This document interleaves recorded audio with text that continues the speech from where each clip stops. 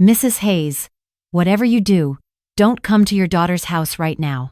The young woman's voice was barely a whisper through my phone. I know this sounds crazy, but I need you to trust me. In exactly 20 minutes, you'll understand why.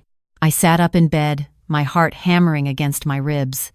The clock on my nightstand glowed 2:30 a.m. in angry red numbers. This was Zoe, the babysitter my daughter Rebecca had hired just 3 weeks ago through some app. I'd met her twice. She seemed nice enough. Quiet. Maybe too quiet. Trust you? I gripped the phone tighter. You're watching my granddaughter in the middle of the night, calling me at this hour, and you want me to trust you? I know. But please, Mrs. Hayes, don't call Rebecca either. She can't know you and I talked. Just stay on the line with me. And if you have a car, maybe get dressed and wait in it. But don't drive here yet. My mind raced. Was Lily okay? Was this girl dangerous?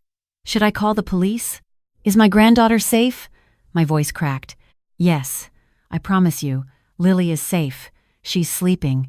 But Mrs. Hayes, has Rebecca seemed different to you lately? Forgetful? Confused? The question hit me like cold water. Yes, God, yes. For months now, Rebecca had been off, mixing up dates, forgetting conversations we'd had.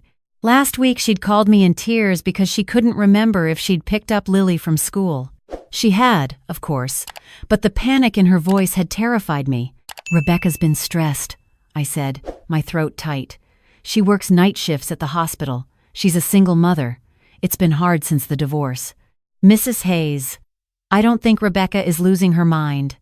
I think someone wants everyone to believe she is. I was already pulling on my robe with one hand. What are you talking about? Who are you? I'm someone who knows what it looks like when a woman is being gaslighted. Please, just get in your car, park a block away from Rebecca's house on Maple Street, and whatever you do, don't let Tom see you. She hung up. Tom, my ex-son-in-law, Rebecca's ex-husband, Lily's father. I was in my car in under 3 minutes, still in my nightgown under my coat, driving through empty streets with my hands shaking on the wheel. This was insane. I should call the police. I should call Rebecca. But something in Zoe's voice, that urgent sincerity, made me keep driving. Tom had seemed like such a good man when Rebecca married him 10 years ago. Charming, successful lawyer, always brought me flowers when they visited. But the divorce 2 years ago had been ugly. He'd fought for full custody of Lily, claiming Rebecca was unstable, unfit. The court hadn't believed him. He'd gotten supervised visitation every other weekend. But lately, he'd been coming around more, dropping by unannounced to help Rebecca, bringing groceries, fixing things around her house. Rebecca had seemed grateful at first. He's trying to be a better co-parent, Mom, she'd said, for Lily's sake. I'd thought it was nice, mature. Now, sitting in my car on the dark street, watching Rebecca's small blue house from a block away, I wondered what I'd missed. My phone buzzed. A text from Zoe. Are you here? Yes, I typed back. What's happening? Tom is coming. He doesn't know I'm aware of his plan. He thinks I'm just the babysitter. When he arrives, I need you to call 911 and tell them what you see. Can you do that? What am I going to see? Just trust me. And Mrs. Hayes? I'm sorry I scared you, but your daughter is in serious trouble, and she doesn't even know it. I waited.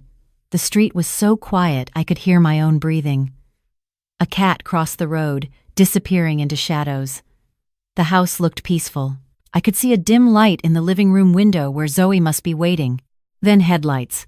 A silver BMW pulled into Rebecca's driveway. I knew that car. Tom's car. He got out, carrying a large duffel bag. At 2:45 inches the morning. Why would he be here? Rebecca was at work. Her shift didn't end until 6 a.m. He knew that. He'd memorized her schedule years ago, had used it against her in the custody battle. She's never home, his lawyer had argued. How can she be a proper mother? Tom walked to the front door and used a key. He had a key to her house. When had that happened? I reached for my phone to call 911, but then I saw something that made my blood run cold. Another car pulled up, a white van with writing on the side. In the streetlight, I could just make out the words, Peaceful Meadows Psychiatric Facility. 2 men in scrubs got out. No. No, no, no. I dialed 911 with trembling fingers. 911. What's your emergency? My daughter's house on 847 Maple Street. Her ex-husband just entered with a psychiatric transport van. She's not home. Her daughter is inside with a babysitter. I think he's trying to take the child. Ma'am, slow down. You said psychiatric transport? Yes, please, send someone. Her name is Rebecca Hayes. The child is Lily Hayes. She's 9 years old. Officers are on their way. Stay on the line with me. Are you at the location? I'm in my car down the street. I can see the house. Don't approach the house. Let me confirm your location. While she talked, I watched the door. What was happening inside? Was Lily awake? Was Zoe okay? Then I saw Zoe's silhouette in the window. She was standing between the door and someone inside. Tom, he was yelling. I couldn't hear the words, but I could see his gestures. Aggressive, demanding. The dispatcher was still talking. Ma'am, officers are 2 minutes away. Do not leave your vehicle. But I was already out of the car, running toward the house in my slippers. I couldn't just sit there. That was my granddaughter inside. I reached the front door just as I heard Lily scream. Grandma! I burst through the door, not caring about keys or permission or anything except getting to my grandbaby. The scene inside looked like something from a nightmare. Tom stood in the middle of the living room, red-faced and furious. The 2 men from the van flanked him, looking uncertain. Zoe stood in front of the hallway, arms spread wide, blocking the way to Lily's bedroom, and Lily was peeking out from behind her, crying. Margaret. Tom's voice was smooth, controlled, but I could see the rage in his eyes. This doesn't concern you. Go home. Like hell it doesn't. That's my granddaughter. That's my daughter. And her mother is having a psychotic break. I have documentation, medical records. These gentlemen are here to take Rebecca somewhere she can get help. Rebecca's at work, I said. She's fine. Is she? Tom pulled out his phone, showing me a video. It was Rebecca, in her car, talking to herself. She looked confused, disoriented. The timestamp was from this evening. She drove to work tonight in this condition. It's not safe. The hospital called me. They're concerned. I stared at the video. That didn't look like my daughter. Rebecca was always so composed, so professional. How did you get that video? Zoe's voice was sharp. Tom ignored her. Once Rebecca is admitted for evaluation, I'll be taking Lily. I have emergency custody papers right here. A judge signed them an hour ago based on the evidence of Rebecca's deteriorating mental state. You can't do that. My voice sounded weak even to my own ears. I can and I am. Now step aside or I'll have you removed for trespassing. That's when I heard the sirens. Tom's face went white. Who called the police? I did, Zoe said calmly, and I recorded everything you just said, including the part about the judge signing emergency custody papers at 2 a.m. based on fabricated evidence. You little Tom started toward her, but the 2 men from the transport van stepped back, hands up. We're not part of this, one of them said. We were called for a pickup. We were told the patient was voluntarily admitting herself. She wasn't, Zoe said, because there is no patient. Rebecca Hayes is perfectly healthy and at work right now. This man orchestrated this entire thing. The police knocked on the door, and I opened it with shaking hands. 2 officers entered, hands on their belts, assessing the situation. Someone want to tell me what's going on here? Tom stepped forward, smooth as silk. Officers, thank God you're here. My ex-wife is having a mental health crisis. I'm trying to protect my daughter. This babysitter is interfering with a legal custody transfer. That's not true, Zoe said. She pulled out her own phone. My name is Zoe Reeves. I'm a social worker with Child Protective Services. I've been investigating Mr. Tom Hayes for the past 3 weeks based on an anonymous tip we received about potential abuse and manipulation. Everything stopped. Even Tom seemed frozen. What? I breathed. Zoe looked at me with kind, tired eyes. Mrs. Hayes, I'm not actually a babysitter. I'm sorry I lied. Rebecca hired Zoe the babysitter from a childcare app 3 weeks ago. But I'm also Zoe the social worker who's been building a case against her ex-husband. She turned to the officers. Tom Hayes has been systematically drugging Rebecca Hayes's coffee for the past 6 months with a combination of sedatives and antipsychotics. The goal was to make her appear mentally unstable so he could gain full custody of their daughter and access to Rebecca's trust fund, which she inherited from her father and which Tom would control as Lily's sole guardian. I felt like the floor had dropped out from under me. Drugging her? We had Rebecca's coffee tested this week, Zoe continued. She's been experiencing memory loss, confusion, and disorientation because she's been unknowingly ingesting medications that would cause exactly those symptoms. Tom has been documenting these episodes, creating a pattern of mental illness to present to the court. Tom laughed, but it sounded hollow. That's absurd. You have no proof. Actually, I do. Zoe held up her phone again. Including video of you entering this house tonight with a key Rebecca doesn't remember giving you. Video of you spiking her coffee last week when you stopped by to help. And most importantly, Tom, I have your emails to a doctor friend of yours discussing which medications would be most effective in creating symptoms of psychosis while being hard to detect in a standard drug screen. One of the officers stepped toward Tom. Sir, I'm going to need you to put your hands where I can see them. This is entrapment, Tom said, but his voice had lost its confidence. You can't use anything, It's not entrapment when you're actively committing a crime, the officer said. Turn around, please. I sank into Rebecca's couch, my legs giving out. Lily ran to me, burying her face in my coat. She was sobbing. Grandma, is Mommy okay? Mommy's fine, sweet girl. Mommy's going to be just fine.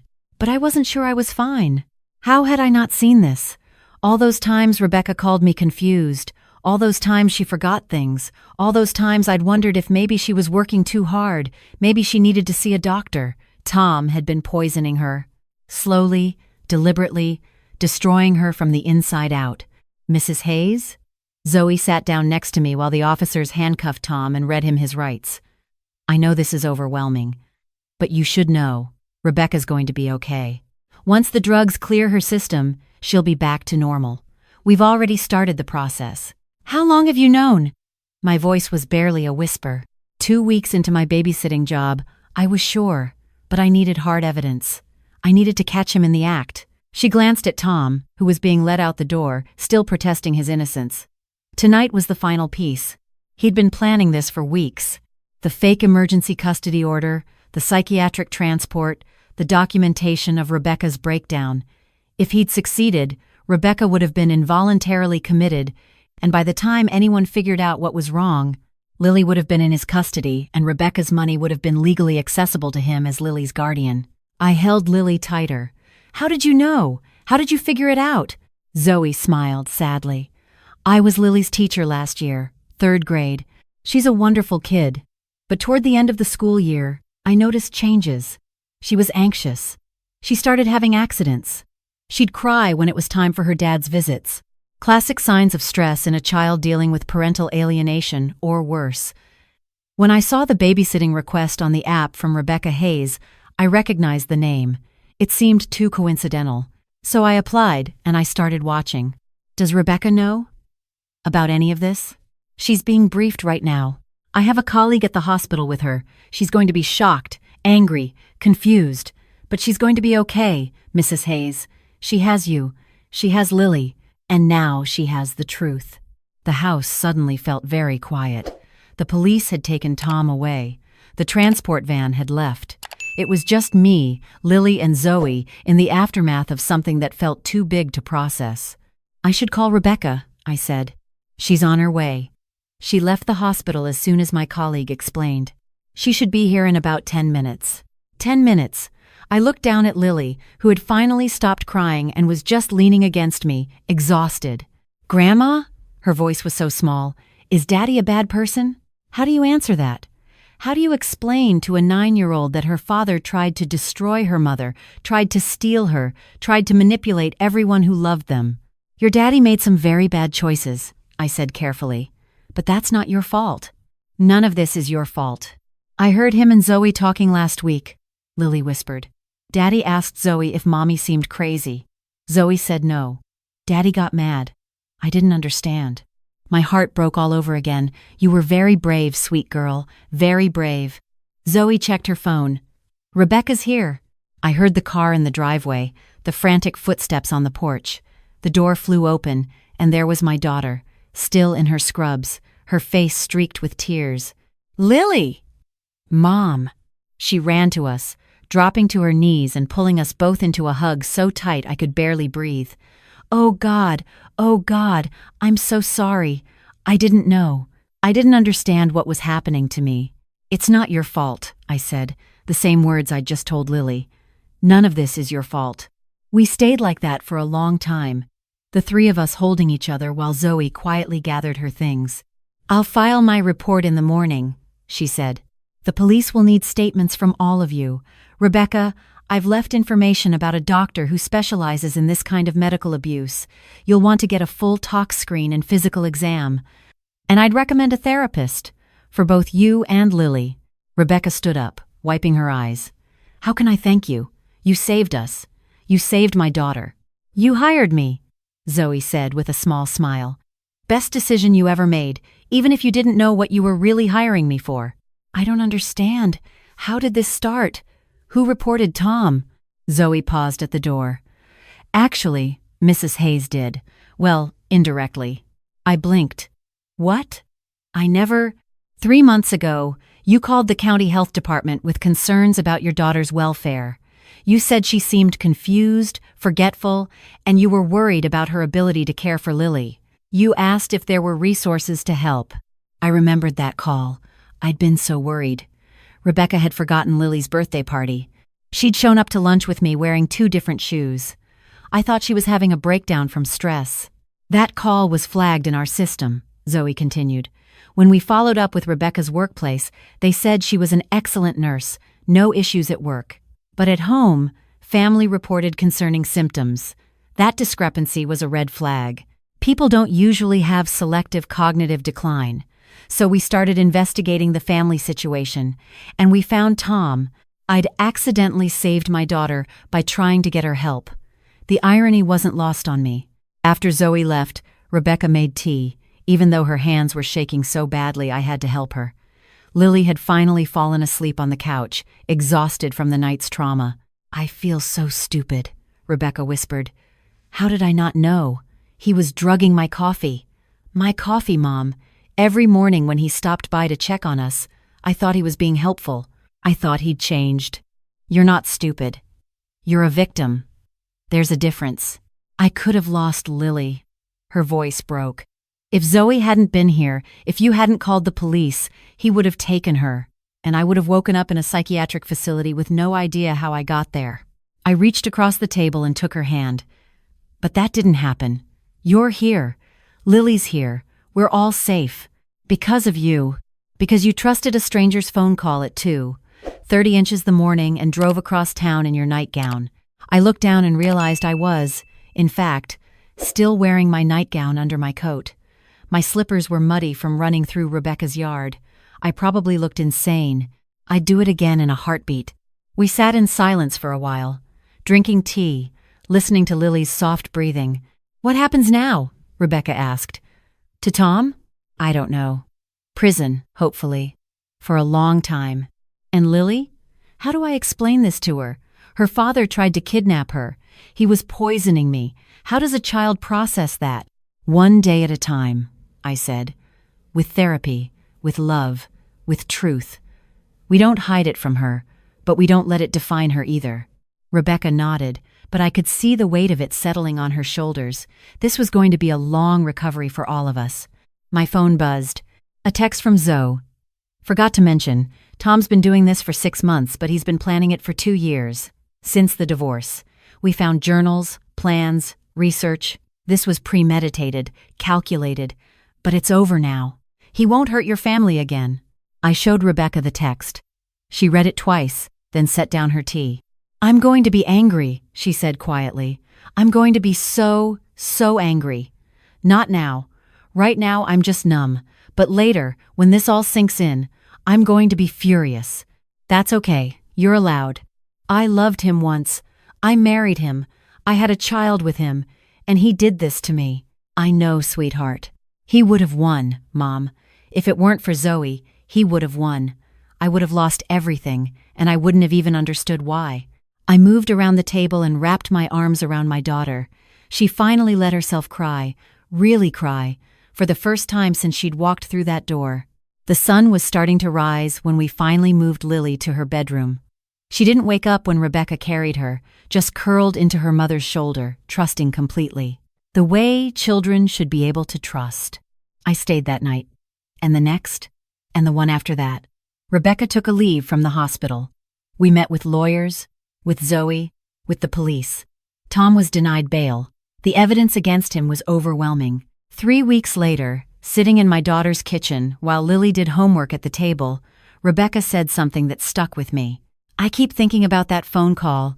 When Zoe told you not to come over, you didn't know her. You had no reason to trust her. But you did." She asked me to trust her. And something in her voice told me I should.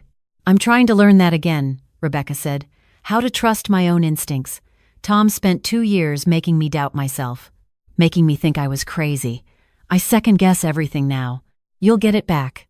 Give yourself time." Lily looked up from her math homework. "Mrs. Chen said I could bring someone to career day next month. Can Zoe come? She's a real-life superhero." Rebecca smiled, the first genuine smile I'd seen from her in weeks. "I'll ask her. I'm sure she'd love to." That night, alone in my own bed for the first time since this all started, I thought about trust, about the middle-of-the-night phone call that could have been anything but turned out to be everything, about my daughter who'd been systematically torn down by someone who'd promised to love her, about my granddaughter who'd seen too much but was still somehow okay, and I thought about Zoe, the babysitter who wasn't a babysitter, who'd seen something wrong and refused to look away. Did you like the story? Sometimes the people we trust the most are the ones who hurt us. But sometimes, when we need it most, a stranger becomes our salvation. Sometimes, trusting your instincts means trusting someone you've never met at 2:30 inches the morning when they whisper, "Don't come over yet." Sometimes the scariest moment is the one that saves you. If you or someone you know is experiencing manipulation or abuse, please reach out. Trust your gut. Ask for help. You're not crazy. You're not alone. Thank you for listening to my story. Share it with someone who might need to hear it. And remember, family isn't always blood. Sometimes it's the babysitter who shows up just in time.